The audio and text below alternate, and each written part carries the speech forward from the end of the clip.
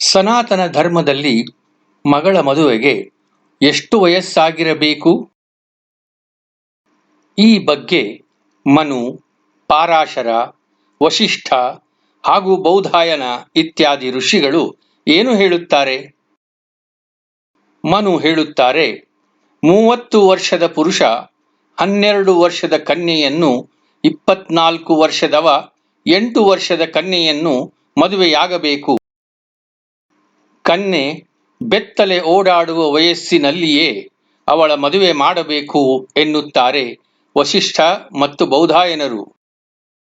ವಸಿಷ್ಠ ಹೇಳುತ್ತಾರೆ, ಮಗಳು ಋತುಮತಿಯಾಗುವುದರಿಂದ ಉಂಟಾಗುವ ಭಯದಿಂದಾಗಿ ತಂದೆಯಾದವನು ಅವಳು ಬೆತ್ತಲೆ ಓಡಾಡುತ್ತಿರುವ ವಯಸ್ಸಿನಲ್ಲಿಯೇ ಅವಳಿಗೆ ಮದುವೆ ಮಾಡಬೇಕು. ಬೌಧಾಯನರು ಹೇಳುತ್ತಾರೆ, ಅವಳಿನ್ನೂ ಬೆತ್ತಲೆಯಾಗಿ ಓಡಾಡುತ್ತಿರುವಾಗಲೇ ತಂದೆ ಅವಳಿಗೆ ಮದುವೆ ಮಾಡಿಬಿಡಬೇಕು.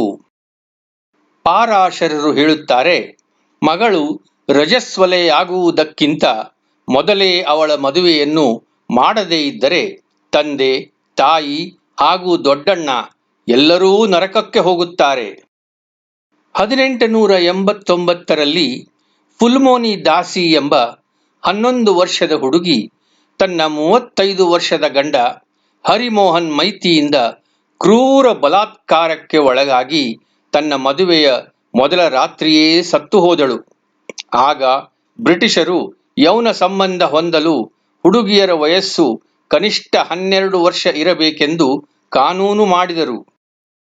ಈ ಕಾನೂನನ್ನು ವಿರೋಧಿಸುತ್ತಾ ಬಾಲಗಂಗಾಧರ ತಿಲಕರು, ನಮ್ಮ ಸಾಮಾಜಿಕ ರೀತಿ ನೀತಿಗಳಲ್ಲಿ ಅಥವಾ ಬದುಕನ್ನು ಬದುಕುವ ನಮ್ಮ ವಿಧಾನಗಳನ್ನು ನಿಯಂತ್ರಿಸುವಲ್ಲಿ ಅದೆಷ್ಟೇ ಲಾಭದಾಯಕವಾಗಿದ್ದರೂ ಅಥವಾ ಉಪಯುಕ್ತವಾಗಿದ್ದರೂ ಸರ್ಕಾರಕ್ಕೆ ಯಾವುದೇ ಅಧಿಕಾರವಿರಕೂಡದು ಎಂದು ನಾವು ಬಯಸುತ್ತೇವೆ ಎಂದಿದ್ದರು.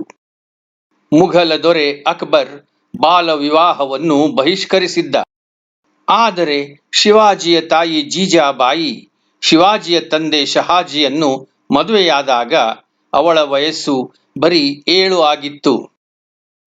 ಯುನಿಸೆಫ್ನ ಪ್ರಕಾರ ಭಾರತದಲ್ಲಿ 1998ರಲ್ಲಿ ಪ್ರತಿಶತ 47 ಹಾಗೂ ಯುಎನ್ಒನ ಪ್ರಕಾರ 2005ರಲ್ಲಿ ಪ್ರತಿಶತ 30 ಬಾಲ ವಿವಾಹಗಳು ಆಗುತ್ತಿದ್ದವು. ಸ್ವತಂತ್ರ ಭಾರತದಲ್ಲಿ ಕೂಡ 2006ರಲ್ಲಿ ಬಾಲ ವಿವಾಹ ನಿಷೇಧದ ಕಾನೂನು ಮಾಡಬೇಕಾಯಿತು.